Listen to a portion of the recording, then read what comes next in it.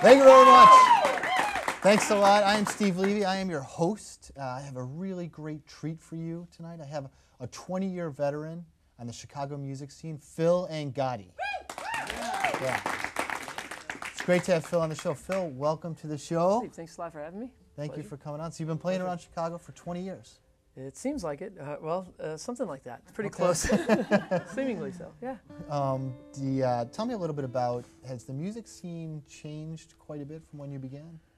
It's changed a lot, kind of like the industry in general has changed, especially live music. It was a lot easier to go out and play clubs. When you're younger, your friends follow you around more too, but people were a little more interested and willing to take a chance on bands or solo artists that they didn't know a lot about, whereas today it's a little tougher to get an audience. You have to really work it a little harder. It seems like 20 years ago, I'd just say, hey guys, I have a show, and everybody'd show up. You have to work the scene a little different now. It's kind of like that across the board, even with record sales, and it's like book sales, the art in general. It's a little tougher to get people out to live shows, so you have to work it. What was one of the first big shows that you did that you were real proud of? My new album's called East Side Soul. That's where I'm from, and that's where I grew up. And I had a show on the East Side when I was 18 years old with my new band. We were called the Fleas, and because we were 18, 19, one guy was 20. All our friends heard about it, and they all came to this little bar on 95th Street called Godfathers. Okay. It was great turnout. It was fun, and of course the cops came and kicked half of the crowd out, but it was a lot of fun. They let me stay. So. Now, this recent album that you have, you wrote a lot about the music, where you grew up, and a lot of experiences. So tell me a little bit about what that was like. It's not, the whole album isn't really a concept album, but I used the title East Side Soul. That's where I'm from, the East Side. Tied in a little Beatle thing with the Rubber Soul, and there's of course the Squeeze album, East Side Story. But anyway, I like the title, and then there were a couple songs I had around with titles from the neighborhood. Like one song is called Avenue L, which is a street I grew up on. The title song is called East Side Soul, kind of like a early Dylan song. It's kind of a fun song. I mention buildings and area and things in the area. If you knew the area, you'd know exactly what I was talking about. Cool. And a third song that kind of follows the concept I wrote was called the 95th Street Bridge Song, which I could tell you the story about that, but it's about the Blues Brothers jumping the bridge.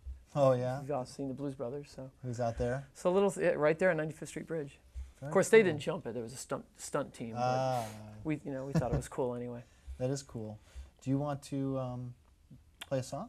I'll play a song from the new album right now. In fact, since I mentioned that song first, maybe I should do that one first. That would make sense. It's called the 95th Street Bridge Song.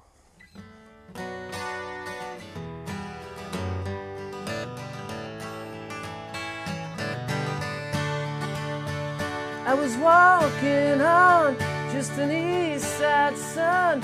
One sunny day I was out having fun.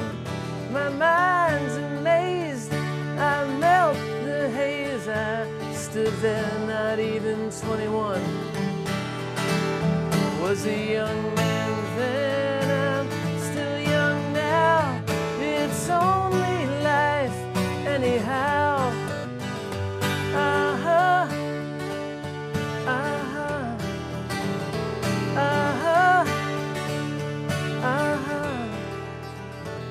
In rain-drenched clouds, I walked aloud, and I stood there feeling myself around. House like graves and working slaves that will never leave this town. Well, the trains they roll, tugboats move below, the skyway in the fog. I was a young man then, I'm still young now, and it's only my life anyhow.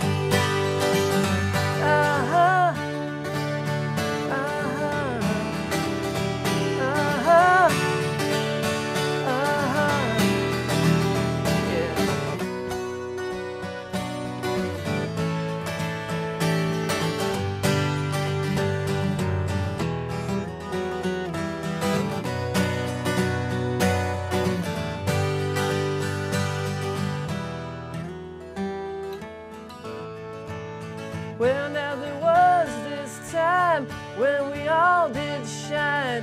We gathered the bridge at 9 to watch the car with movie stars jump the 95th Street Bridge that time. Ooh, well, somehow we felt famous now.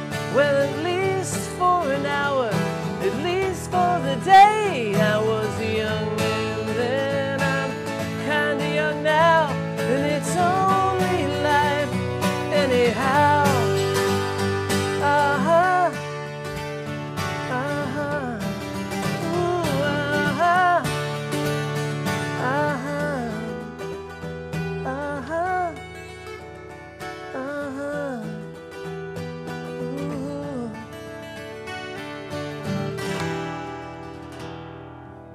They have it. Thank you. That was a little story. That's great. I messed the words up, I think, but that's how I remember them. I like that song But a you'd lot. never know because you haven't heard it yet. That's true. And you're playing on the 12 string Yeah, here. this is an old Martin 12 string. I'm quite a fan of old vintage guitars. In fact, that's one of the things I do is sell guitars. But I collect them too. And I just found a friend of mine just found this for me, and I had to have it. It's Brazilian rosewood. It's a beautiful guitar. What would be the cost if someone wanted to go out and get a nice guitar like that? Well, this one, because it's an old, this was made in 1966. The reason this one is a little expensive is because of the wood. They don't use Brazilian too much anymore. This is probably like around 4,000 guitar. Wow. 1,000, Oh, something yeah, like it's that. pretty expensive. Something like that. Yeah. I traded something for it, so it doesn't feel expensive. Like your car. I can't remember what I traded. Another guitar, actually. Okay. That's what happens. How many guitars do you have? 26. Wow. You keep them all in your apartment, or? Some are at my mom's house, and some of them are in a closet hidden away, and some of them are at work, and I kind of scatter them. And I use a lot of them. Some of them I kind of tuck away, but I actually try to use. I use different ones when I record and when I play shows. They all have a different sound. I usually bring 2 to 3 acoustics, say if I'm playing a solo show, or 2 or 3 electric guitars with the band, and they all have a different tone. So. Very nice. Very nice. I need to hire some more roadies. Carrie, you're turning into like a big band. Yeah, well, you know. So I actually carry my own guitars, and it's just sad but true. Now you're actually in a band. You've been in a band for a long time. Yep. But you've been playing solo too. Which do you prefer, or what's the what's it like collaborating with the other artists? That's a good question. Sometimes it's a lot more fun to play with the band because you're bouncing energy off the other guys, and especially if you're playing a strange place and you're a little uncomfortable, it's a little easier with the group. Yeah. But I get a lot of satisfaction out of playing solo shows. It's a little more challenging. You have to really be on it. You are the show, and you have to make sure your meter and your timing and everything's right on. You don't really have anybody else to lean back on. But I think it made me a better musician. I started doing that like second or third year that I was playing. I was already out playing solo shows. I think it was a good thing to do. Very nice, very nice. Well, let's take a quick commercial break, and we'll come right back with some more music with Phil Angotti. We'll be right back.